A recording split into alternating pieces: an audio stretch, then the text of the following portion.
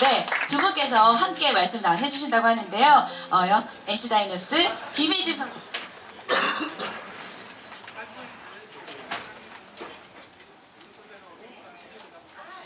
알겠습니다. 저희 한 분 한 분 먼저 강연을 해 주실 거고요. 발표를 해 주실 거고, 그리고 두 분의 발표가 모두 끝이 나면 그때 여러분과 함께 궁금한 점 질문들 받으면서 같이 Q&A 진행을 하도록 하겠습니다. 네, 두 분 다시 한번 소개해 드리겠습니다. 여러분, 임창민, 김희집 선수입니다. 한 박수 부탁드립니다.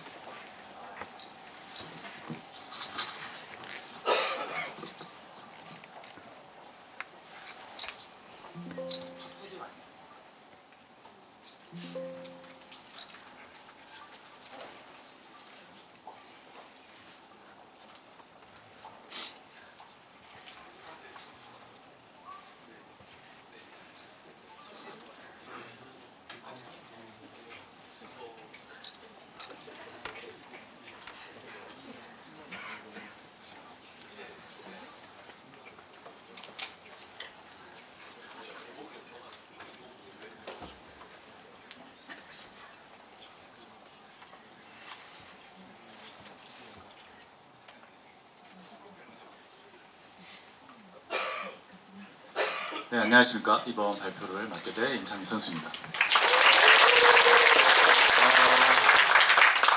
제가 아직 현역 선수라다 보니까 자기소개하기가 조금 부끄럽습니다. 그래서 저기 나무 위키에서 그대로 퍼왔습니다. 한 번씩 저를 검색 좀 해주세요. 저 검색창에 좀 올라오고 있습니다. 네. 그리고 아까 제 전 발표자분께서 제 연봉 얘기를 하셨는데 저는 좀 가성비 좋은 선수라 생각하는데 혹시 화가 나셨다면 좀 알겠습니다. 일단 이제 구속에 대해서 살짝 말씀을 드리겠습니다. 모두 다 궁금해하고 모든 선수나 모든 관객들이나 되게 열광하는 부분인 것 같습니다. 그렇다면 왜 구속에 열광을 할까 생각을 해볼 수 있습니다. 첫 번째로 그냥 잘 던지는 투수가 공이 빠른 경우가 많습니다. 그리고 공이 빠르면 잘 던질 확률이 높아집니다. 무조건적인 수치는 아니지만 일단 잘 던질 확률이 높습니다. 그리고 굉장한 이점이 있습니다. 일단 지명도 잘 되고, 그리고 같은 실력이라도 볼이 빠르면 시합 나갈 수 있는 기회를 먼저 줍니다.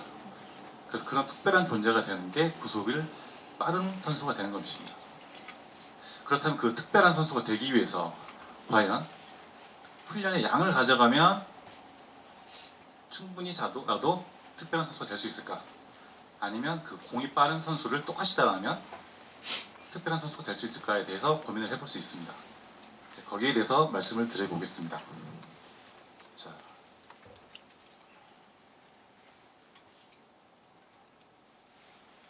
주제는 제가 이제 현장에서 경험한 스포츠 과외를 전했고, 일단 두 가지 단어에 대해서 설명을 드리고 진행하도록 하겠습니다.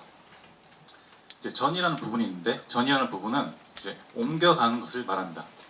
제가 이제 여러 가지 트레이닝을 하고, 뭐 러닝을 하거나 웨이트 트레이닝을 하거나 여러 가지 엄청나게 많은 트레이닝을 하는데, 그게 과연 마운드 위에서 회전이 가미된 되게 복잡한 메커니즘의 투구폼의 전이가 될 것인가? 이게 투구폼의 전이라는 부분이고, 두 번째는 자유도입니다. 자유도는 첫 번째로 이게 편하게 걸게 됩니다. 이게 모두가 다 걸을 줄 알고 모두의 패턴이 있습니다. 이제 이게 되게 자유도가 충만한 상태에서 걸어가는 것이고, 누군가가 저에게 지도를 해서 팔을 움직이지 마 라고 걸게 되면 이게 자유도가 떨어진 상태입니다. 자, 모든 선수들은 각자의 이제 특성을 가지고 있습니다. 성격도 다르고 식성도 다르고, 그리고 가동성이나 힘 전달 방식이 다 다릅니다. 그렇기 때문에 모든 선수들은 각자만의 투구폼들이 있습니다. 그 투구폼들의 자유도를 어떻게 손상하지 않고 그 지도자의 지시를 따라서 효과적인 투구 방식으로 수정하는 방법에 대해서도 말씀을 들어보겠습니다. 일단 제가 18년도에 수술하게 됐어요. UCL 부분에서 손상이 있어서 수술하고 제가 이제 겨울에 막상 이제 훈련을 볼 수 없어서 미국에 가서 이제 훈련을 지나게 되는데 거기서 좀 경험했던 부분에 대해서 말씀을 계속 해보겠습니다. 첫 번째 가게 되면 이제 신체적인 특징을 좀 체크를 하고 투구 자세에 대한 분석을 진행하게 됩니다. 분위기를 조금 보시겠습니다.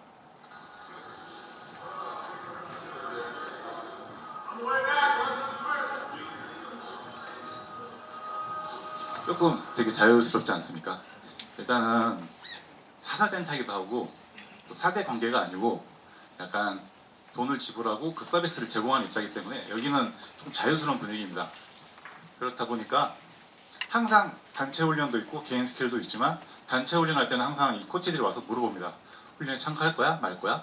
그럼 너 오늘 뭐 할 거야? 이런 식으로 되게 물어봅니다. 그래서 선수의 선택을 존중하고 훈련을 선수가 주도할 수 있게 진행을 합니다. 그리고 여기는 제가 이제 제 몸을 측정한 표고 투구 분석을 한 자료인데 앞에서 보시는 첫 번째 자료는 저희 이제 어깨의 가동성과 능력을 측정한 표이고 아래쪽은 골반과 가동성과 능력을 측정한 표입니다. 이쪽은 이제 투구에 대한 것을 분석한 표인데 여기서는 투구 분석, 이쪽은 그 투구 분석에 의한 훈련의 드릴, 투구 드릴에 대한 그 진행을 좀 할 수 있는 그런 표입니다. 보시면 이제 빨간색, 노란색, 녹색 부분이 있는데 여기는 되게 녹색이 많죠. 제가 좀 공을 잘 던집니다. 근데 여기는 조금 애매합니다. 골반 부분에서. 네, 이 부분은 제가 가동성이 굉장히 좀 떨어집니다. 이제 투구 분석하는 걸 조금 보시겠습니다.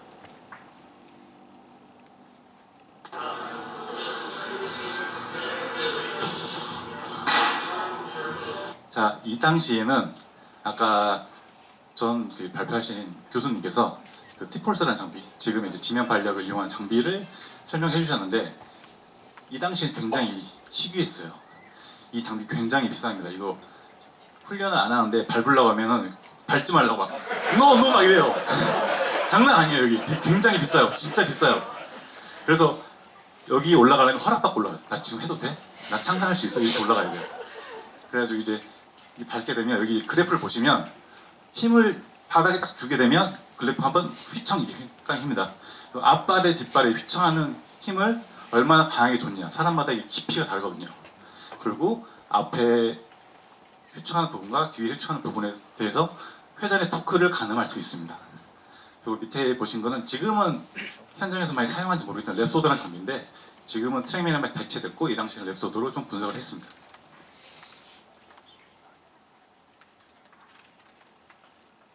영상에는 아까 안 보여줬지만 따로 이제 거기서 이제 고정된 그 특정 장소에서 영상 분석이랑 영상 분석을 통해 가지고 그 메이저리그 엘리트 대중분들과 제가 폼이 어떻게 다른지 좀 객관적인 데이터를 저에게 제공을 합니다. 그 데이터를 가지고 또 앞에 보시던 T-폴스나 랩소드 장비를 가지고 제가 트레이닝을 어떻게 가져갈지 그리고 투구 폼 수정을 어떻게 할지 투구들을 제시하게 됩니다.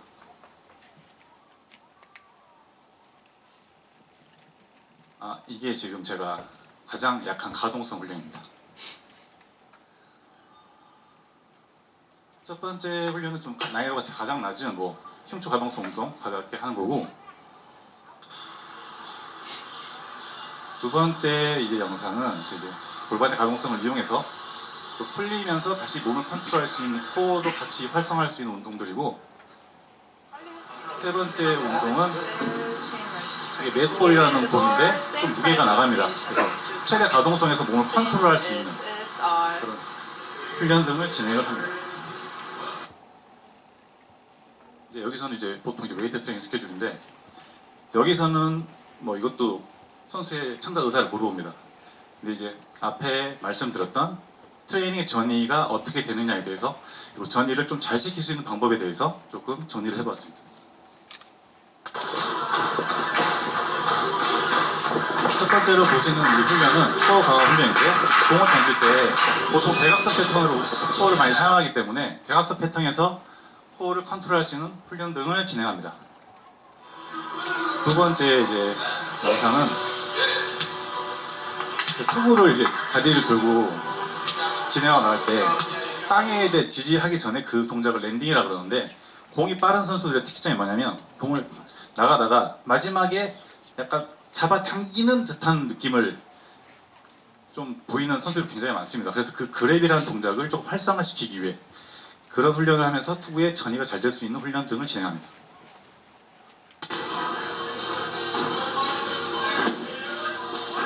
세 번째 동작은 무게감 있는 공을 가지고 좌우로 이제 슬램하는 동작들. 네 번째도 투구와 비슷한 패턴으로 레디스볼을 대각선 패턴으로 슬램을 하는 동작들. 여기서는 개인 스케줄인데 보통 이제 조금 좀 흔들리는 워터백을 가지고 한 발로 이제 투구할 때도 거의 한 발 패턴이 많으니까 몸을 컨트롤하고 하체 훈련을 강화하는 방법들을 똑같은 방식으로 빠르게 수축을 하면서 몸을 컨트롤하는 방법, 또 한 발의 패턴에서 흔들리는 공을 가지고 계속 컨트롤하는 방법 등을 계속 진행을 했습니다. 이렇게 전이가 많은 운동들을 진행을 했습니다. 이제 그런 걸 가지고 어떻게 하는지 저희가 평가를 하고 진행하는 이제 스케줄들을 개인이 가져갈 수 있는 표로 정리를 했습니다. 여기 보시면 처음에 이제 빨간색 부분이 동그라미 많지 않습니까? 이게 전부 다 이제 가동성 훈련입니다. 그러니까 저는 첫 번째 단계부터 진행을 해서 좀 나아지면 한 단계씩 진행을 하고 녹색 부분까지 진출을 했습니다. 결국은 마지막까지 가지 못했습니다. 나머지는 이제 개인 웨이트 스케줄인데 개인이 원하는 스케줄을 선정해서 계속 진행할 수 있는 이렇게 좀 체계적인 시스템을 갖추고 있었습니다. 이제 투구 드릴에 대해서 설명을 해드리겠습니다. 앞서 말했듯 그 자유도를 손상시키지 않고 투구폼을 수정하는 게 가장 중요한데 그 수정하는 방법에 대해서 조금씩 다른 방법이 있는 것을 소개해드리겠습니다. 그리고 위에 있는 이 영상들은 제가 팔을 수술했기 때문에 그 당시에는 공을 강하게 던질 수 있는 환경이 안 됐습니다. 그래서 이제 싹이라고 하는 그 삭스, 그 양발 안에 공을 넣어서 던지는 그런 걸 상상하면 그렇게 비슷하게 생긴 장비인데 그게 이제 팔의 부담을 줄여줘서 투구 연습하는데 좀 도움이 됐습니다. 그 장비를 착용하고 처음에는 진행을 했습니다.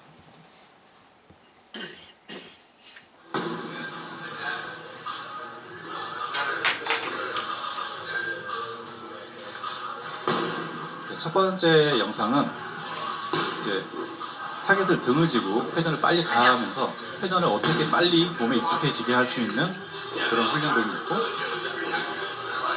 두 번째도 이제 스텝을 밟으면서 그 스텝의 좋은 발에서 더 강하게 왼발을 지지하면서 몸을 넘기는 훈련들. 세 번째도 먼저 꼬인을 만들어 놓고 그 꼬인을 풀면서 강하게 공을 던지는 훈련. 네 번째도 이제 힙힌지라는 걸 좀 잠시 설명을 드릴 건데, 힙힌지라는 동작이 바로 이 동작입니다. 이렇게 서 있는 동작. 인간이 가장 힘을 잘 쓸 수 있는 동작인데 이 동작에서 모든 스포츠가 만들어진다고 해도 과언이 아니고 이 동작을 잘 이용을 해야지 강한 볼을 던지고 모든 힘에서도 힘 전달이 강하게 이루어집니다. 그래서 힙힌지 동작을 이용해서 빠르게 공을 던지는 훈련. 여기서는 같은 그 힙힌 동작을 제가 이제 가지고 있는 힘이 100이라면 항상 투구폼 할 때 100을 못 쓸 거 아닙니까? 근데 그 100이라고 하는 그 힘을 좀 더 많이 쓸 수 있게, 그래서 박스 위에 서 있다가 떨어지는 그 하중을 견디면서 공을 밀고 나가는 그 하체 뒷발에 대축에 대해서 힘을 강하게 쓰는 훈련 등. 밴드 엉덩이.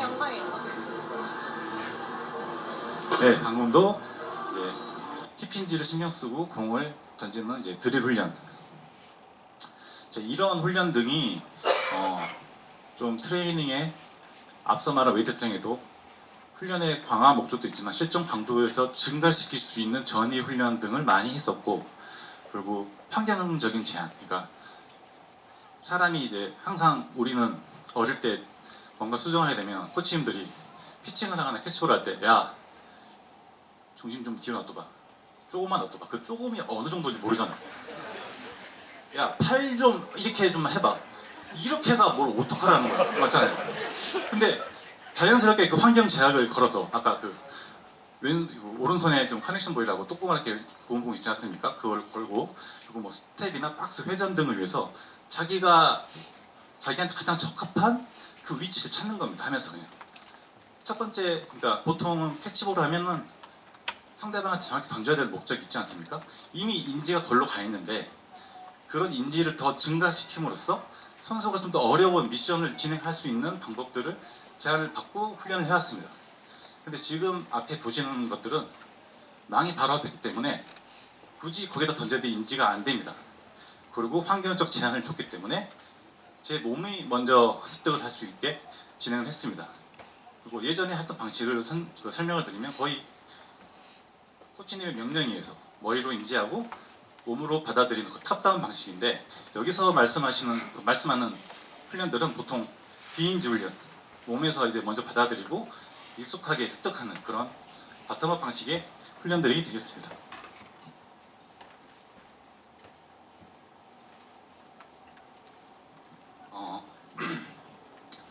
제가 이제 경험을 해보면 지금 되게 훌륭한 지도자도 많지만 이제는 한국 야구가 조금 발전 속도를 높이자면 개인의 경험보다는 전문가들의 분석이 좀 필요하고, 좋은 지도자들이 어떻게 해서 선수들을 육성했는지 그런 시스템을 정리할 시기가 돼야 된다고 생각을 하고 있습니다. 그래서 그 전문가들이 조금 야구 선수 출신들이 아니라 트레이닝 전문가들이나 아니면 데이터 전문가들이 현장에 좀 더 깊숙이 관여를 해서 앞에 말씀해 드렸던 선수의 개성을 해치지 않는 그런 상황에서 선수의 발전을 도모할 수 있는, 선수의 창의성을 무시하지 않고 발전할 수 있는 그런 환경이 개선이 된다면 지금보다 훨씬 더 많은 선수들이 훌륭한 선수로 발전하지 않을까, 그렇게 생각을 합니다. 네, 이상 발표를 마치겠습니다. 네, 고맙습니다. 너무 박사님처럼 발표를 잘해주셔가지고 아마 다음 우리 선수가 조금 선수님이 어떻게 하나 걱정이 많으실 것 같아요. 네, 그래도 응원의 박수로 우리 김희집 선수의 발표까지 만나보도록 하겠습니다. 모시겠습니다.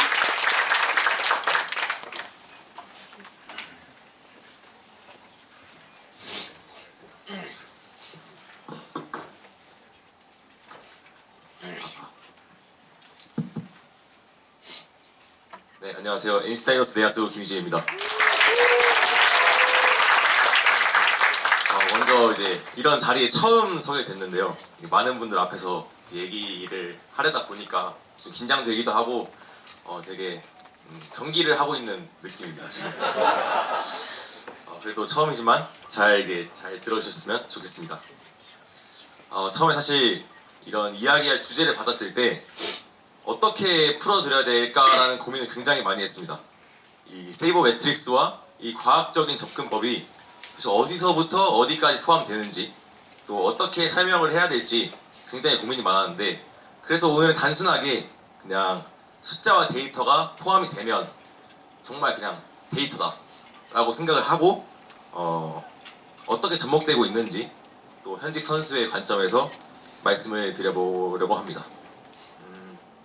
제가 이제 야구를 시작한 지 14년이 됐는데요.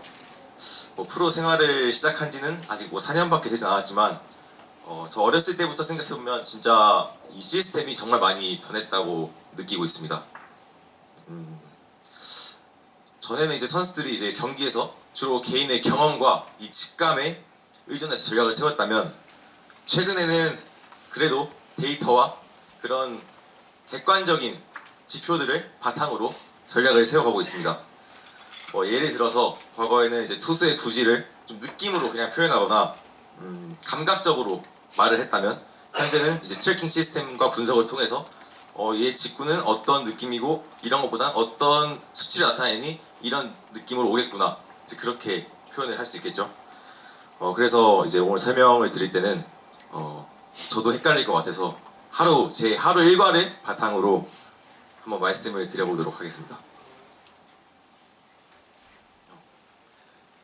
경기는 이제 보통 이제 아시다시피 6시 반에 평일 경기 시작을 하는데요. 팀 스케줄에 따라서 또 선수마다 다르겠지만 보통 12시에서 1시 사이 그쯤 출근한다고 생각하시면 될 것 같습니다.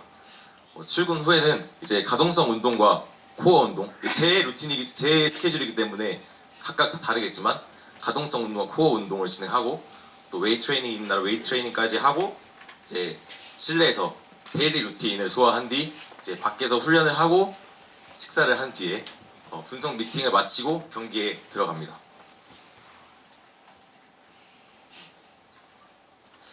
출근하면 제일 먼저 하는 것이 이 가동성 운동인데요. 아까 선배님도 말씀하셨지만 사실 굉장히 중요한 부분을 많이 차지합니다. 이 부상에 가장 직관적으로 연결될 수 있는 이런 부분이기도 하기 때문에 이것을 전에는 사실 각도기나 눈대중으로 많이 체크를 했습니다. 정말 이 베드에 누워서 각도기로 재보거나 또 사람이 보는 데서 이제 대충 이 정도인 것 같으니까 한 A다 B다 이렇게 표현을 했는데 최근에는 이제 이런 장비들을 통해서 장비는 이제 여러 가지가 있겠지만 저희 팀에서 좀 쓰는 걸로 좀 갖고 와봤는데요.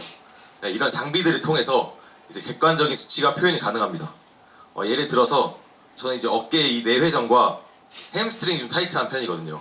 그래서 이제 이런 장비를 들고 그냥 이렇게 들고 내리면 수치가 찍혀요. 그러니까 정확히 객관적으로 다 비교가 가능한 거죠. 햄스트링도 마찬가지고요. 그런 식으로 해서 지금은 측정을 많이 합니다. 부상과 이 통증은 보통 가동 범위 감소가 이제 원인인 경우가 많기 때문에 이런 데이터를 통해서 부상을 예방하고 또 필요한 운동에 집중을 할 수 있습니다. 보강 운동도 마찬가지인데요. 이건 이제 가동성 측정하는 기계라고 생각하시면 되고, 이거는 이 기계는 이제 힘을 측정하는 장비라고 생각하시면 될 것 같습니다. 예를 들어서 이제 이 사이에 무릎을 끼워 넣고 골반의 외회전과 내회전의 이 강도를 측정하는 거죠. 이 사실 굳이 왜 측정하냐고 하실 수도 있는데 이 앞과 뒤의 비율 또 어느 한 부분이 너무 강하게 되면 이것 또한 부상의 원인으로 가장 많이 작용합니다. 예를 들어서 이제 햄스트링 부상으로 예를 들면 햄스트링이 타이트해서 부상이 오는 경우도 있지만 이 앞에 있는 이 앞벅지가 너무 세서 햄스트링이 받쳐주지 못하니까 부상을 당하는 경우도 있기 때문에 이제 이런 걸 측정을 통해서 이제 부상 예방에 좀 도움이 될 수 있는 그런 장비, 이제 기계라고 보시면 될 것 같습니다.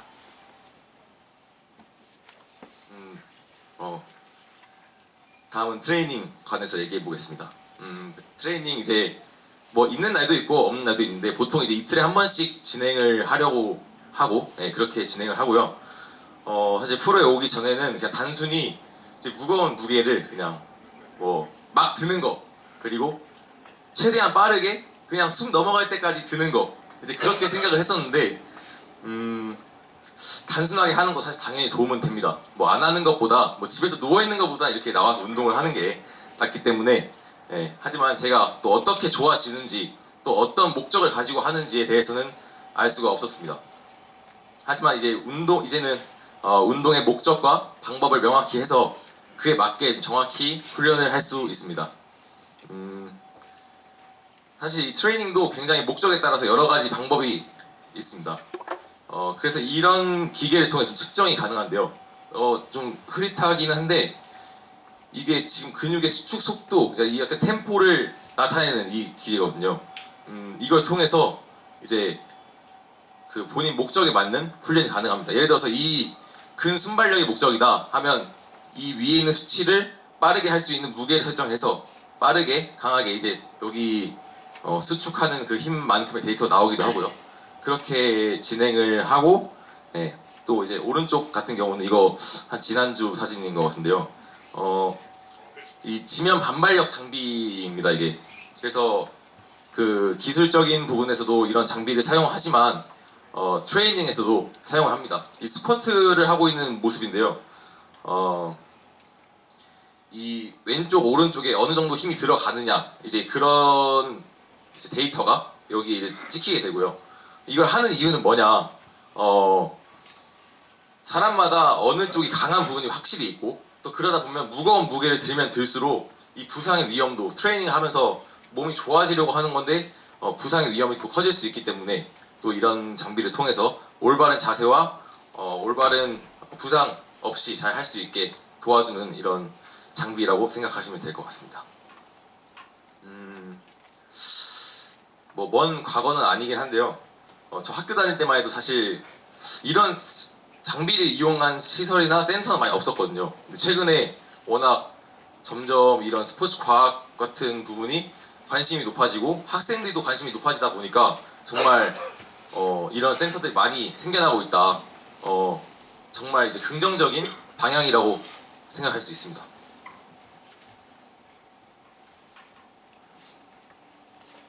다음 이제 데일리 루틴을 진행하는데요. 사실 이거는 이제 데이터랑은 사실 일부러 넣긴 넣었습니다. 데이터랑은 사실 크게 관련이 없긴 한데 이제 훈련 전에 이제 각자 루틴을 진행하겠죠. 근데 이 순간만큼은 저는 그렇습니다만 이 오감과 느낌에 집중을 합니다. 오감과 느낌에 집중을 하는 이유는 사실 이 순간만큼은 저 내면에 그냥 집중을 한다고 생각을 하거든요. 사실 매일매일 우리가 같은 동작을 하고 같은 이제 야구를 하지만 절대 하루하루 똑같은 동작을 할 수 없기 때문에 조금씩의 미세한 변화가 생기긴 합니다. 근데 이제 그럴 때 이 뇌가 달라졌다는 것을 느끼면 심리적으로 불안감이 생기거든요. 그래서 이 순간만큼은 조금씩 그런 부분을 조정을 하면서 결과적으로 심리적 안정과 느낌의 변화를 확인하는 그런 차원에서 데일리 루틴을 진행하기 때문에 데이터보다는 내 느낌과 그런 내 오감에 집중을 하면서 이제 운동을 진행을 합니다. 그 야외 훈련 이제 진행을 하는데요. 이제 끝나고 이제 바깥에 나가서 이제 팬분들도 이제 가끔 이제 훈련하는 거 보시는 이제 그런 야외 훈련 시간인데요. 야외 훈련에서 이제 펑고랑 이제 수비 훈련과 이제 BP 로테이션을 진행합니다. BP 로테이션은 이제 뭐 흔히 생각하시는 배팅 훈련 이제 로테이션이라 생각하시면 되고요. BP를 진행을 할 때 전광판에 이 트래킹 데이터를 띄워놓고 훈련을 보통 다 진행을 합니다. 그 데이터 사진을 가져오진 않았는데 타구 속도와 발사각과 스핀량, S존 이런 지표들이 이제 이 전광판에 크게 나오게 되겠죠. 이런 데이터들은 체력 상태 점검과 메커니즘 확인에 굉장히 큰 도움을 줍니다. 트래킹 데이터 같은 경우는 사실 뭐 참고 정도라고 생각하시면 될 것 같아요. 사실 이게 뭐 매구 저희가 바꿀 수 있는 부분은 아니다 보니 내 이런 요즘 어떤가에 대한 참고를 할 수 있는 그런 지표라고 생각하시면 될 것 같습니다. 또 트래킹 데이터는 또 본인이 친 타구와 이런 통과한 공에 대해서 체크할 수 있는 부분이라면 제 메커니즘을 확인할 수 있는 장비도 사용을 합니다. 방망이 이제 그 손잡이 부분에 껴놓고 하는 그런 장비가 있는데요. 많이 다 아실 거라고 생각을 하는데 그 장비를 통해서는 이제 내 배트 스윙 스피드와 스윙이 나오는 길 그런 것들을 이제 확인이 가능합니다. 뭐가 이제 좋아졌다고 느끼거나 뭔가 스윙에서 이상한 부분이 너무 강하게 느껴진다 했을 때 그런 장비를 통해서 어떤 부분이 어떻게 달라졌는지 혹은 난 달라진 것 같은데 똑같으면 또 그걸로 또 자신감을 찾을 수 있는 거기 때문에 그런 장비를 좀 사용을 합니다. 또 이제 사실 이 야외 훈련과는 별로 관계없는 얘기긴 한데 비시즌 때 이제 몸에 센서를 부착하고 데이터를 측정하는 장비도 있습니다. 정말 몸에 머리부터 발끝까지 센서를 붙여놓고 방망이를 치면 그 어떤 몸의 메커니즘을 방망이에 치는지 이런 부분들이 나오는데요. 저도 얼마 전에 경험을 해봤는데 굉장히 유용했다고 느낍니다. 예, 그게 제가 느낀 장단점과 실제 데이터 상에서 어떤 차이가 있는지 또 같은지 보기 위해 측정을 했는데요. 굉장히 흡사한 부분도 있었고 몰랐던 부분도 객관적으로 데이터를 통해서 알게 되니까 비시즌의 훈련을 준비할 때 어떻게 할지 좀 더 뭐라고 해야 될까요? 확실하게 확신을 가지고 훈련을 진행할 수 있었다. 뭐 이렇게 말씀드리면 될 것 같습니다. 이제 훈련 후에는 식사를 하고 이제 분석 미팅을 진행을 하는데요. 당일 선발 투수와 이제 필승조 데이터를 체크를 하고 영상을 보면서 공략법을 논의를 합니다. 여기서 확인한 이 데이터가 정말 여러 가지가 있습니다. 근데 정말 방대하기 때문에 개인의 선택과 좀 집중이 필요한데요. 저 같은 경우는 이제 투수의 이 무브먼트 값을 좀 중요하게 확인을 합니다. 뭐 예를 들어서 직구가 좀 힘이 좋다 하는 투수의 경우에는 수직 무브먼트 값을 좀 확인을 많이 하고요. 수직 무브먼트가 좋은 투수들 같은 경우는 구속이 좀 떨어지더라도 이 범타가 생성되거나 뒤로 파울이 나는 경우가 굉장히 많습니다. 그렇기 때문에 공의 이미지를 공의 위를 치려는 이미지를 가져가거나 좀 낮은 공을 쳐야겠다 그런 이미지를 그런 전략을 가지고 시합에 들어가게 되고요. 투심을 요즘 많이 던지는데 투심을 많이 던지는 투수들은 수평 무브먼트까지 체크를 많이 합니다. 그런 수평 무브먼트가 어떤 값이 나오냐에 따라서 내가 이 타석을 앞으로 이동을 할지 아니면 그냥 제자리에서 칠지 이런 부분을 많이 좀 활용을 합니다. 또 이제 예를 들어서 변화구 같은 경우는 요즘 워낙 스위퍼가 또 굉장히 유행인데요. 올해 신드롬을 일으켰던 기아의 네일 선수와 뭐 KT 쿠에바스, 삼성 레이에스 선수 같은 투수들이 이제 스위퍼를 구사를 하는데 사실 스위퍼가 굉장히 치기 어려운 구종은 맞는데 이런 투수의 구질을 한번 보고 나서는 이미지화 할 수 있기 때문에 정말 많은 도움을 줍니다. 사실 이 다 하는 것들이 타석에서의 이 안정감을 좀 가져가려고 하는 거거든요. 사실 데이터도 마찬가지고 그래서 좀 타석의 안정감을 좀 가지고 편안한 상태에서 좀 들어갈 수 있지 않나 이렇게 생각을 합니다.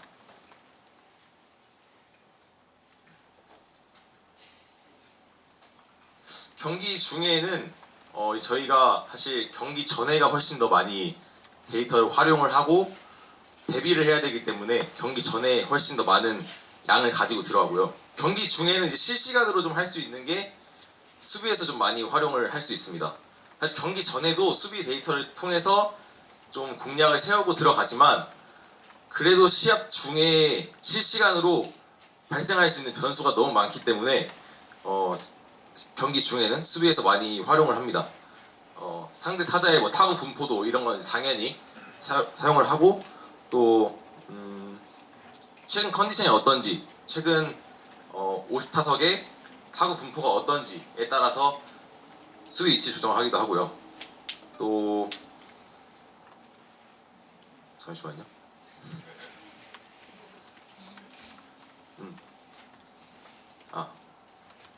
제가 잠깐 놓쳐가지고 하여튼 우리 투수의 성향에 따른 그런 타구 분포에 따라서 수비 위치도 조정을 하고 합니다. 예를 하나 들면 타석에 이제 키움 이주영이라는 선수가 있다고 생각을 했을 때 제가 유격수로 가정을 하고 제 기본 위치는 2루 베이스에서 오른쪽으로 두 발 와서 뒤로 가는 것이 제 기본 위치입니다. 근데 최근에 너무 이주영 선수가 컨디션이 좋지 않고 타구 분포가 3루간으로 형성되어 있다고 하면 한 발 정도는 데이터의 도움을 받아서 움직일 수 있습니다. 이제 그렇게 데이터를 좀 활용을 하는 거죠. 뿐만 아니라 이제 카운트별로 또 이 투수 유형별로 또 구속이 어떤지 구속에 따라서 145 자완 투수와 140 미만 자완 투수 때 타구 분포표 이런 거를 통해서 이제 갖고 움직이게 되겠죠.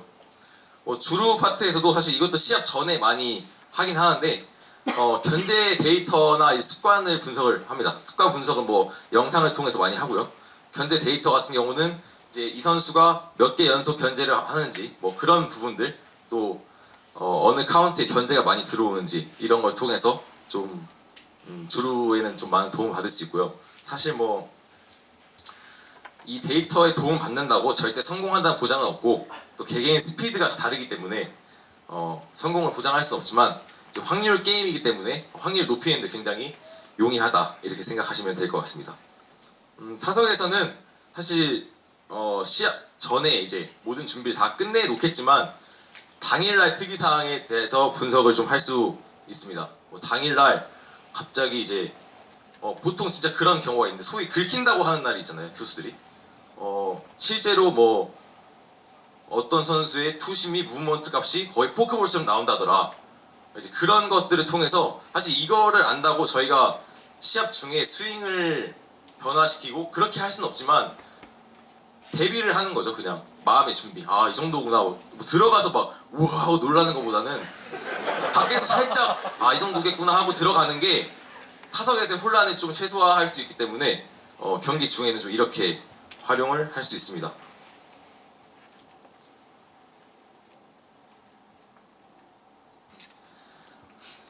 사실 이제 이 데이터라는 것이 사실 구단에서는 아까도 이제 앞에 말씀하셨지만 결정을 내릴 때 이 객관적 근거와 자료로 사용하기 굉장히 좋다고 이제 생각을 합니다. 뭐 용병을 데려올 때든 뭐 FA를 데려올 때 이렇게 좀 객관적인 지표를 많이 참고를 하지 않을까 생각을 하고요. 다만 이제 시즌을 치른 선수에게는 다른 의미로 좀 다가옵니다. 사실 이 숫자에 대해서 정말 야구계에서 좀 많은 말이 오고 가는데요. 숫자는 숫자일 뿐이다 라고 하는 선수들도 있고 또 숫자를 중시해서 움직이는 선수도 있습니다. 사실 결국 모두 야구를 잘하기 위해서 많은 승리를 해서 팬들한테 더 좋은 야구를 보여주고 기쁘게 해드리려는 마음 다 똑같죠. 그래서 저에게 데이터는 뭐냐라고 하면 심리적인 안정감을 좀 주고 확신을 주고 불안감을 해소하는데 좀 많은 기여를 한다고 생각합니다. 결국에 이제 플레이는 불안감 없이 안정되고 좀 편안한 심리 상태에서 베스트를 가져갈 수 있다고 생각을 합니다. 이제 불안감을 줄일 수 있는 방법으로 데이터를 활용하는 것 이렇게 생각하시면 될 것 같고요. 뭐 아까 말했듯이 뭐 낯선 투수에 대한 불편함을 좀 줄일 수 있는 방법, 뭐 수비와 주루 중에서 이렇게 되지 않을까라는 그런 불안감을 지울 수 있는 방법으로 좀 사용할 수 있다고 생각합니다.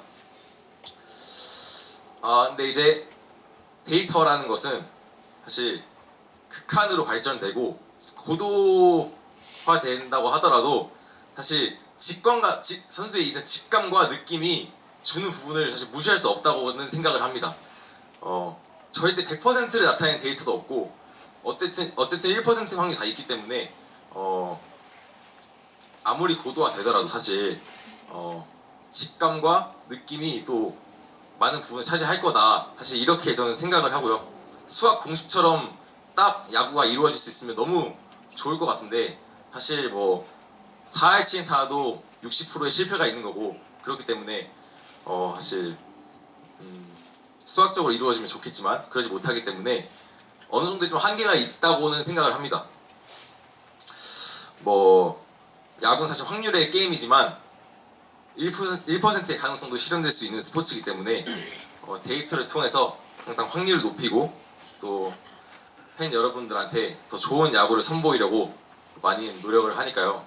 좀 선수가 이제 데이터를 어떻게 바라본다 이렇게 그냥 오늘 이제 그 선수의 일과를 통해서 그렇게 들어주셨으면 좋겠습니다. 감사합니다.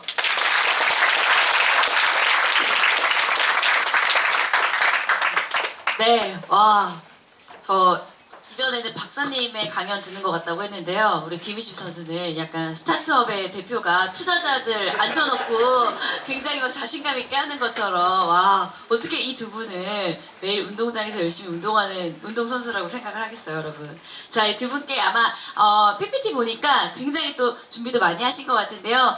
이렇게 휴식 시간에 정말 귀한 시간 내어주신 두 분께 여러분 다시 한번 큰 박수 부탁드리겠습니다. 네, 고맙습니다.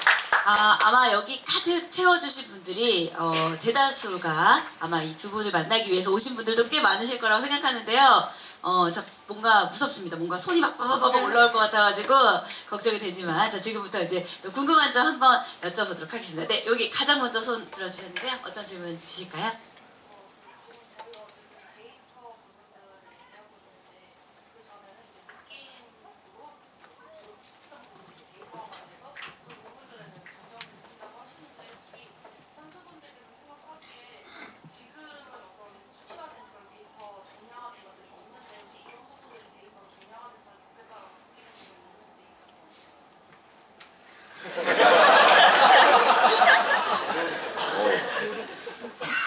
좀 날카로운 질문인데 사실 지금 플레이를 하면서 거의 모든 데이터들이 들어오고 활용을 사실 할 수는 있습니다. 근데 이제 그거를 아직 저희가 이제 많이 일반화되어 있지는 않다 보니까 좀 사용하는데 좀 어려움을 겪고 있어서 조금 더 데이터가 가까워지고 친해지면 조금 더 좀 유용하게 사용할 수 있지 않을까 이렇게 생각을 하고요. 사실 이제는 저도 한번 생각을 해봐야 될 것 같은데 더 뭘 받을 수 있다. 아직 불편한 점이 있다. 그렇게는 이제 느끼지 않고 있습니다. 네. 네, 자 이제 힘들어지기 시작했습니다. 어느 분을 먼저 그러면 저희 먼저 하고 여기 앞으로 넘어올게요. 네, 우리 만약에 이렇게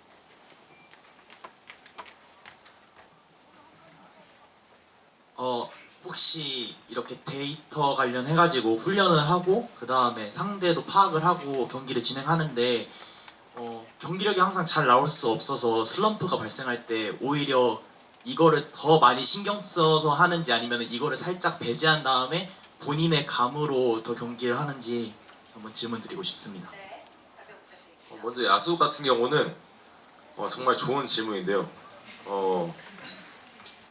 이 데이터를 통해서 그러니까 좋지 않을 때는 뭘 해도 안 되는 경우가 많기 때문에 데이터를 통해서는 일단 이런 객관적인 수치가 나오기 때문에 분명히 좋을 때랑 차이가 있어서 그런 변화 값을 좀 확인을 할 수 있고 그런 점을 통해서 이제 훈련을 가져갈 수 있고 근데 이제 데이터를 잘 보고 훈련을 하더라도 선수가 심리 상태가 불안하면 사실 좋은 결과가 나오기 쉽지 않기 때문에 그런 점은 이제 아까 말씀드렸다시피 이 데일리 루틴을 통해서 또 체력적인 부분을 보완을 해서 훈련을 하다 보면 좋아지는 경우가 있고 데이터를 통해서 객관적인 그런 훈련의 근거를 찾고 훈련을 하고 또 그런 심리적 안정감을 통해서 나아진다 그렇게 좀 생각하시면 될 것 같습니다. 네, 이번에는 우리 임창민 선수께도 한번 들어볼게요. 데이터의 영향을 좀 받으시는지.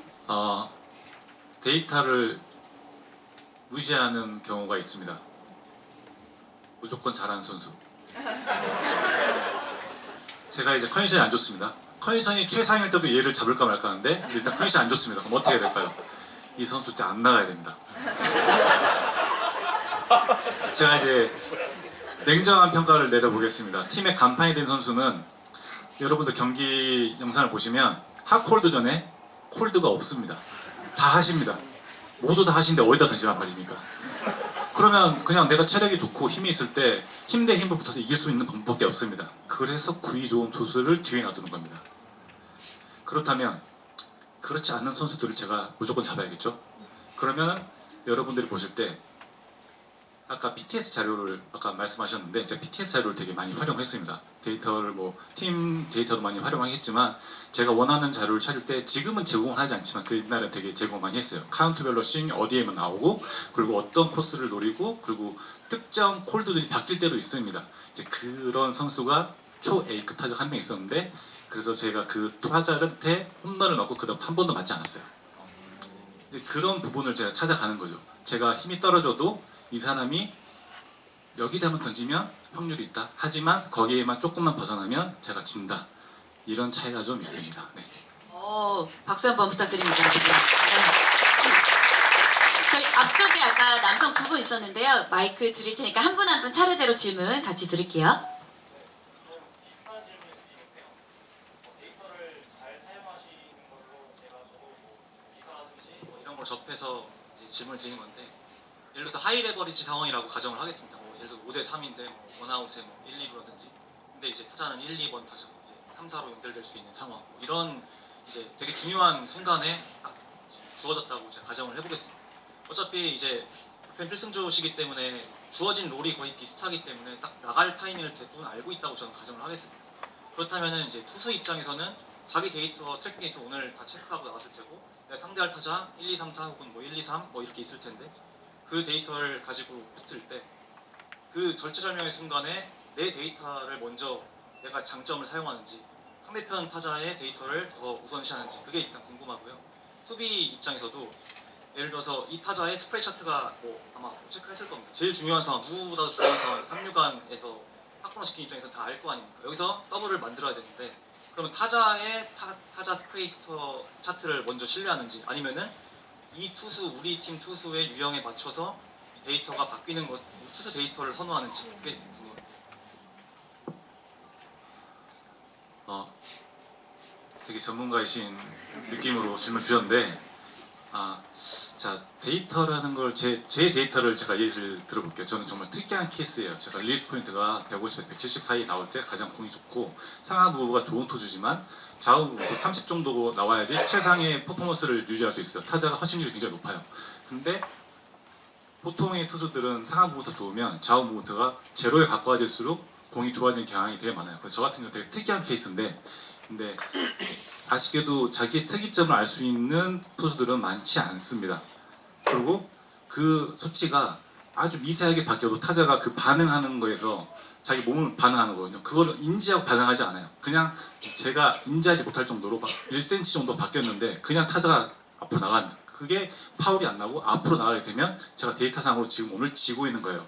근데 그 데이터를 가지고 계속 승부를 하다 보면 저도 딜레마가 빠지게 돼요. 왜냐하면 그게 너무 신경을 많이 쓰게 되니까. 그냥 오히려 데이터를 신경 안 쓰는 게 오히려 그 승부에서 유리할 수가 있어요. 그렇다면 투수가 타자한테 유리한 게 무엇일까라고 생각했을 때 첫 번째로 이미지입니다.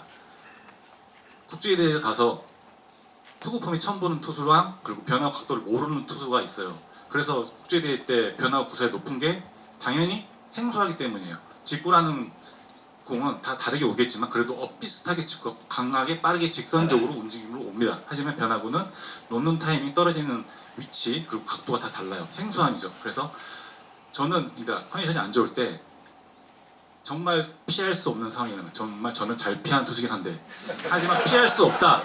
그러면 우선 타자가 잘 칠 수 있는 공을 카운트 앞에 넣어놔요.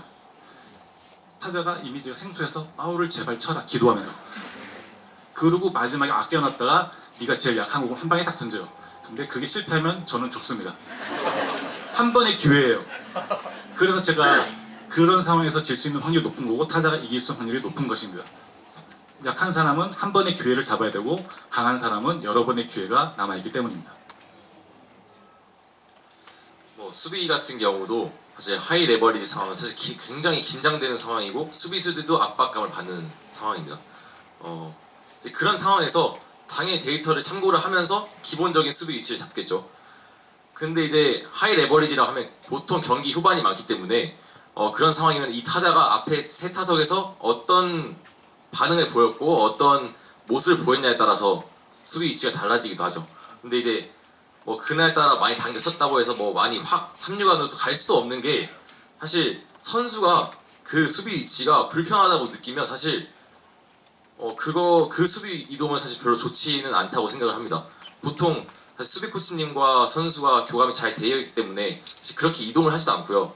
최대한 단순하게 앞 타석에서의 그런 컨디션 그리고 타구 분포 그리고 선수가 편안함을 느끼는 위치 그 세 가지를 조합해서 잡는다고 그렇게 생각하시면 될 것 같습니다.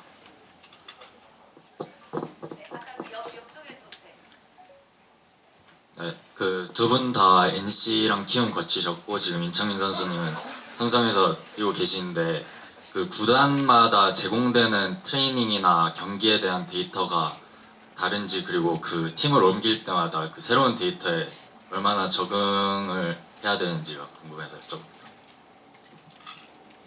이 부분에서는 제가 팀을 많이 옮겨가지고 저는 답변을 드릴 수 있는데 팀을 옮길 때마다 되게 재밌습니다. 이제 데이터 분석이 얼마나 현장에 개입하느냐 그 강도도 다르고 그리고 그 데이터 팀에 누가 주도하느냐 또 느낌이 다릅니다.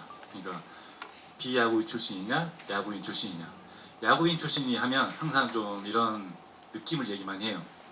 그냥 승부해 막 이런 거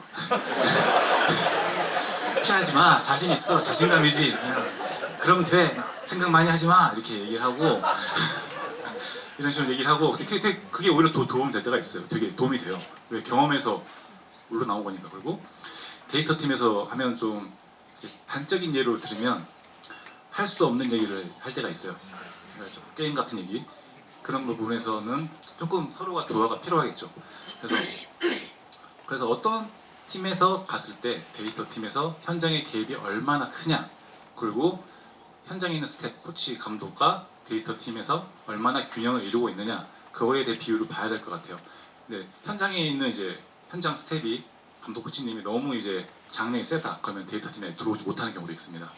근데 오히려 감독이 되게 오픈을 해줘서 데이터 팀이 개입을 하면 너무 과잉 정보를 줄 때도 있어요. 진짜 어마어마한 정보를 줄 때가 있어요. 근데 막 피치 하나하나마다 막 공을 막 숫자를 막 둘 때가 있어요. 그러면 과잉 정보로 제 몸이 굳어버리죠. 아까 설명드렸듯이 자유도에 방해가 될 경우도 발생합니다. 네.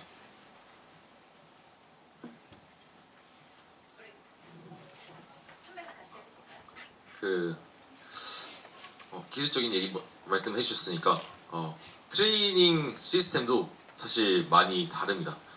팀마다 추구하는 방향도 다르고 사실 사용하는 장비도 다 다르기 때문에 그런 부분은 확실히 좀 다르다 이렇게 말씀을 드릴 수 있고 그렇지만 이제 정말 저희도 이제 원정을 가보면 비 와서 이제 실내를 사용하는 경우도 있거든요. 원정 갔을 때 그럴 때 가보면 정말 이 장비들과 이런 뭐라 해야 될까요? 이런 수준이 제가 평가할 위치는 아니지만 정말 높아졌다 이렇게 감이 좀 느끼고 있습니다. 네.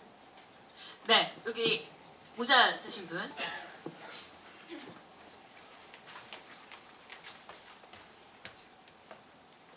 안녕하세요.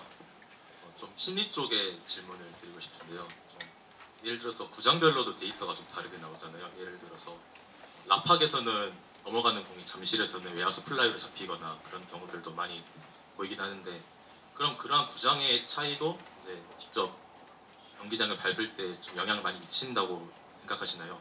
예를 들어서 임창민 선수 같은 경우에는 마운드에 등판했을 때 그게 잠실이라면은 좀 장타성 타구를 맞아도 외야 플라이를 잡힐 가능성이 높으니까 좀 자신감이 더 생긴다거나 아니면 김희지 선수 같은 경우에는 만약에 오늘 경기하는 구장이 문학이라면은 좀 적극적으로 스윙을 해서 홈런을 만들어 보겠다 약간 그런 심리적인 변화가 있는지 궁금합니다.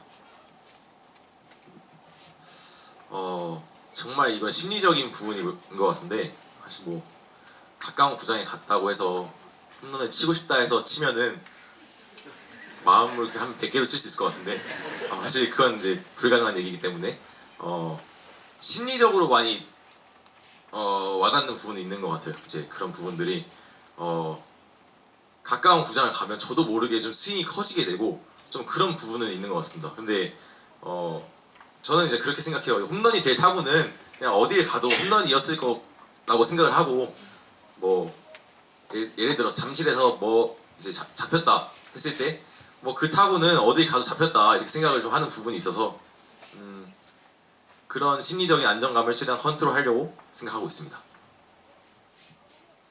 저도 이제 팀을 많이 옮겨본 입장에서 또 말씀을 드리자면 잠실을 쓸 때는 모든 선수들이 경기를 졌을 때 야 잠실이었으면 이겼어 이래요. 그리고 제가 지금 라팍을 쓰고 있잖아요. 네, 솔직히 홈구장에 뜬공을 뭐 하면 안 된다 이렇게 생각을 하잖아요. 맨날 경기를 하는 곳이니까. 그렇지만 맞았을 때 와 진짜 너무하긴 너무하네 이렇게 생각을 해요. 그러다가 잠실을 가잖아요. 그러면은 딱 던지고 나서 고개를 숙여요. 이랬는데 갑자기 잡아요. 오 역시 막 이렇게 저희들은 그 반응을 해요. 그러니까 들어가기 전에 뭐 생각을 하고 들어가기보단 경기 끝나고 나서 약간 스트레스 해소용으로 좀 많이 얘기를 하는 것 같습니다. 네. 네. 그럼 가장 뒤에 있으신 분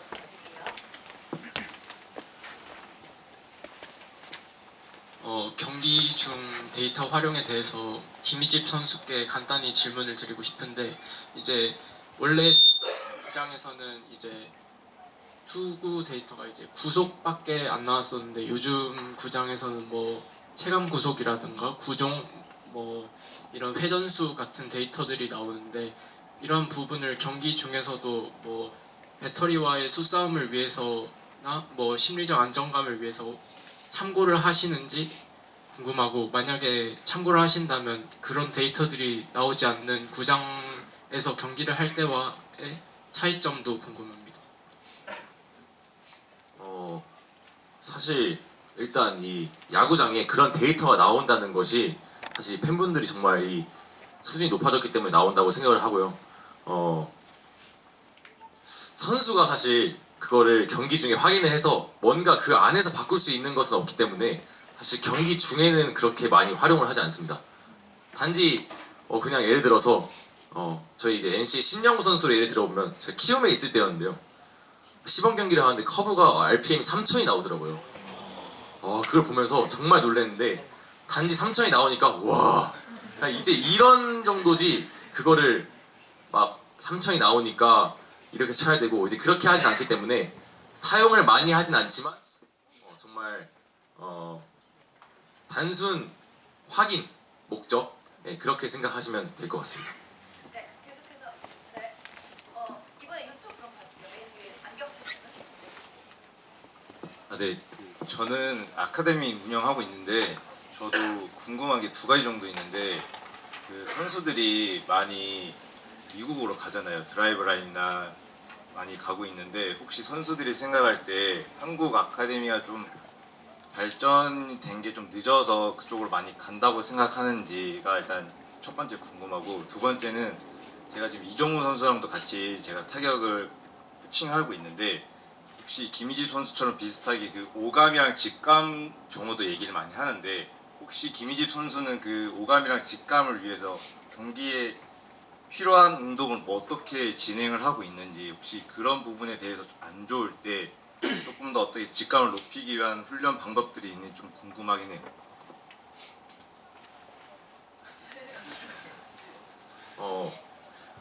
오감과 직감을 말씀을 하셨는데 사실 이 부분은 예를 들어서 제 탑 위치가 준비자 탑 위치가 오른손이 여기다 했을 때 여기다 했을 때 느껴지는 느낌이 있습니다. 근데 어느 날은 다음 날은 이 느낌이 여기서 느껴졌던 느낌이 이렇게 가야 느껴지는 느낌이 또 있기도 하고요. 그렇기 때문에 이거를 바꾸면 앞으로 바꾸면 동작은 같지만 제 느낌이 달라지는 거거든요. 그래서 정말 그 데일리 루틴을 할 때 그 제 느낌이 편안한 위치를 먼저 찾아서 해보고 좋았을 때는 이제 그냥 그대로 가는 거고요. 안 좋다면 뭔가 영상을 보거나 하면서 조금씩 수정한다? 그렇게 생각하시면 될 것 같습니다. 네. 네. 그러면 네, 저희 네. 네.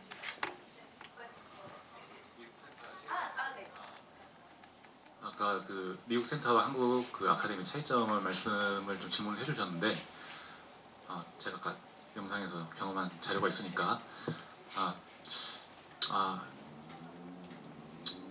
우선 어떻게든 미국이라는 나라가 그 스포츠를 선도하는 건 맞는 것 같아요. 야구라는 스포츠를.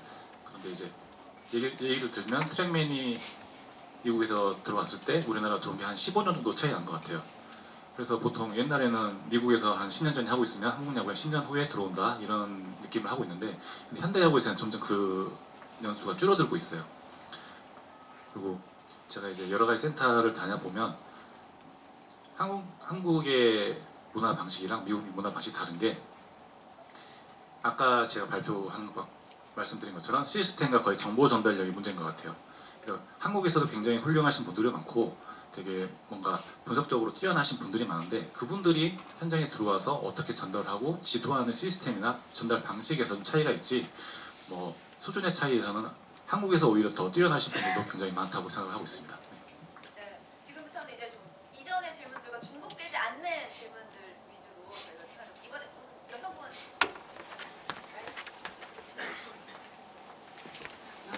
경기가 끝나고 승패나 그런 거에 따라서 팬들이 뭐 어떤 선택을 해서 틀렸고 맞았고 이런 걸 많은 토론과 싸움을 벌이곤 하는데 경기를 직접 뛴 선수분들도 그 그라운드에서 뭐 승패를 가르는 어떤 플레이라든지 그 끝나고 결과에 따라서 내가 그때 뭐 이 선수를 거르지 말고 그냥 승부하고, 예를 들어서 이런 식으로 팬들처럼 똑같이 조금 결과론적으로 생각하시는 적이 있는지 궁금합니다.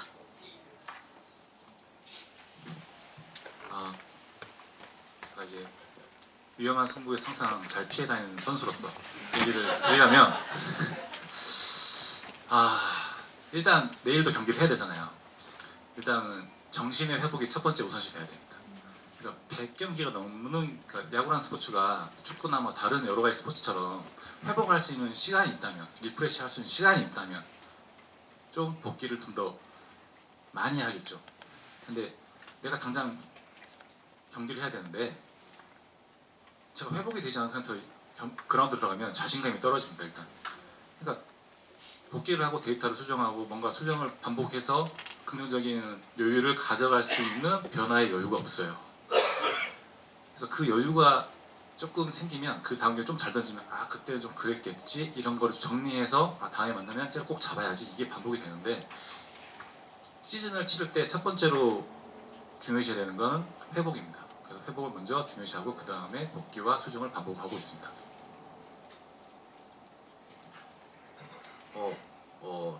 플레이 하나에 대해서 이제 승패가 연결됐을 때 팬분들 사이에서도 많은 이제 얘기를 하신다는 것, 뭐 토론이 벌어지기도 한다는 거 잘 알고 있고요. 하지만 선배님 말씀하셨던 것처럼 경기를 매일 해야 되는 입장에서 너무 하나하나 다 신경 쓰다 보면 제 플레이를 잃어버리는 경우가 또 굉장히 많습니다. 저도 많이 좀 그런 경험을 느껴봤고 그러면 자신감이 떨어지고 위축이 되고 다음날 더 안 좋아지고 하다 보면 이제 나올 구멍이 안 보이는 거죠. 그렇기 때문에 정말 이 회복이 중요하고 자신을 지키는 것이 중요하다. 그렇게 말씀드리고 싶습니다. 자, 저희 아까 끝에 계속 좀 들어주셨는데요. 네. 그리고 네, 전달해 주시고 저희가 아쉽지만 이 질문을 끝으로 딱 2분 정도만 저희가 해갖고 마무리를 하도록 하겠습니다. 두 분이 아마추어 시절부터 계속 이제 야구를 하면서 이렇게 이 선수는 어떤 선수다 이렇게 평가를 받으신 것도 있고 본인 스스로도 나는 이런 유형의 선수다라고 이렇게 생각해 보신 게 있으실 텐데 실제로 이런 데이터나 여러 가지를 느끼면서 내가 생각하고 평가받았던 거랑 이제 달랐던 점들이 있었는지 그리고 그런 것들을 마주했을 때 그 데이터를 통해서 나는 그럼 이런 선수로 가야겠구나라고 수능하는 편인지 아니면은 데이터를 조금 부정하고 아니야 그래도 나는 내가 원래 생각했던 그 방향으로 갈 거야 이런 생각을 하시는지가 궁금합니다. 야수 입장에서 사실 그 데이터와 선수의 플레이하는 스타일은 보통은 다 같다고 생각을 하고요. 거의 다른 경우는 많지 않다. 이렇게 저는 생각을 하고 그 데이터를 통해서 또 확신을 얻기도 하고 반대로 자신감을 좀 상실하는 경우도 있긴 한데 그래도 야수들은 자신의 이 플레이 스타일과 데이터가 이 상충하는 반대되는 경우가 없기 때문에 좋은 것만 보면서 하려고 하는 경우도 많이 있다고 생각합니다. 제가 이제 그 데이터를 말씀하시는데 제가 재미있는 말씀을 좀 드리겠습니다. 저희 팀에 이제 한국 최고의 타자 구자욱 선수가 있지 않습니까? 제가 그 선수한테 안타 하나도 안 맞았습니다. 그리고 삼진율이 50% 넘어갑니다. 그래서 구자욱 선수가 기록이 되게 좋아요. 어마어마해요. 근데 저는 그 기록 안 봤어요. 왜냐면 너무 만만해가지고.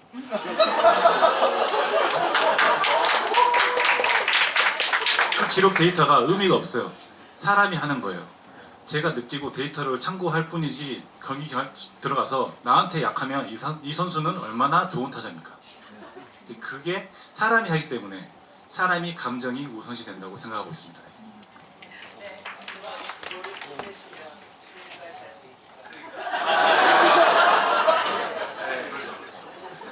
그래서 두 개의 질문을 빠르게 받고 마무리하도록 하겠는데요. 네, 그러면 지금 손 들어주세요. 그리고 저희 질문도 조금 짧게, 답변도 좀 짧게 이렇게 할게요.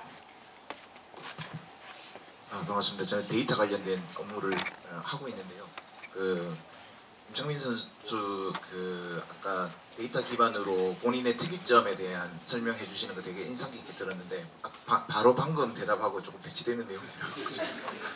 네, 뭐 데이터 관련 질문은 아니고 향후에 지금 이제 아직 한참 남았지만 어쨌든 은퇴를 뭐 언젠가는 하시게 될 거고 그러면 향후에 그런 관련된 업무들에 대해서 하게 되실 건지 뭐 그런 질문을 드리는 걸로 저희 질문은 가름하겠습니다. 짧게 말씀드리면 이런 질문 되게 많이 받았어요. 뭐 할 거냐고. 근데 저는 할 수 있는 거 다 할 겁니다. 네, 이상입니다.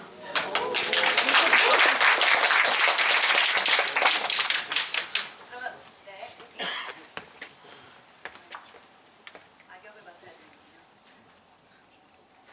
그럼 마지막 질문 받겠습니다. 네, 나 진짜 오늘 꼭 하고 가야겠다. 정말 집에 가서 정말 아니면 큰일 났다.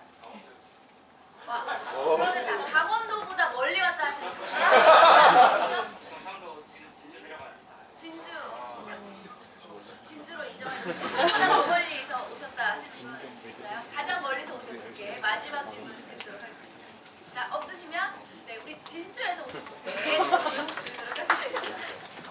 네, 저는 진주에서 온 NC 다이노스 팬이고요.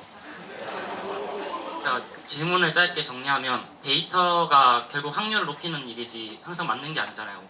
데이터가 틀렸을 때 선수들의 대처 방법이 궁금합니다. 데이터가 틀리는 경우도 당연히 있는데 그거를 책임을 어떻게 돌리냐 이제 그 상황인 건데 근데 저는 일단 데이터라는 것을 맹신할 수 없는 존재라고 그냥 딱 생각을 하기 때문에 그 데이터가 틀렸을 때 타격이 없습니다. 예를 들어서 어떤 투수의 득점권 상황에 히팅 카운트 상황 잡으러 오는 카운트가 변화구다 했을 때 그 변화구를 노렸다고 가정을 했을 때 직구가 들어와도 저는 뭐 어쩔 수 없다고 생각을 해요. 숫자를 믿은 건 나고 어차피 플레이하는 건 나기 때문에 데이터는 데이터일 뿐이지 내가 도움을 받는 도구지 내가 데이터를 위해서 야구를 하는 건 아니기 때문에 많은 도움을 받고 있다. 하지만 틀렸다고 절대 뭐라 하지 않는다. 그리고 전력 분석팀에서 말씀해주시는 그런 분석 내용들이 틀리는 경우도 당연히 있습니다. 있기 때문에 그래도 저는 전혀 뭐 틀려서 뭐 잘못됐다 이렇게 생각을 하지 않기 때문에 결론은 데이터는 정말 도움받는 도구이기 때문에 내가 잘 좋은 데이터를 잘 받아들이면 된다 이렇게 생각하면 될 것 같습니다. 네, 우리 임창민 선수께도 마지막으로 짧게 이야기 듣도록 하겠습니다. 다행히 데이터에 대한 오류가 존재하는데 그 오류의 보편화라고 생각합니다. 그 오류도 보편화가 되고 그 보편화가 계속 쌓이게 되면 그 오류를 줄일 수 있는 방법이 오히려 된다고 생각하고 있습니다. 네, 이상입니다. 네, 오늘 두 분 정말 너무너무 좋은 말씀 많이 해주신 것 같은데요. 우리 두 선수가 내년 2025년 새로운 시즌에서도 부상 없이 한 시즌 동안 건강하게 그리고 더 큰 활약 보여줄 수 있는 그 날도 우리가 응원하는 마음 가득 담아서 여러분 뜨거운 박수 한번 부탁드리겠습니다.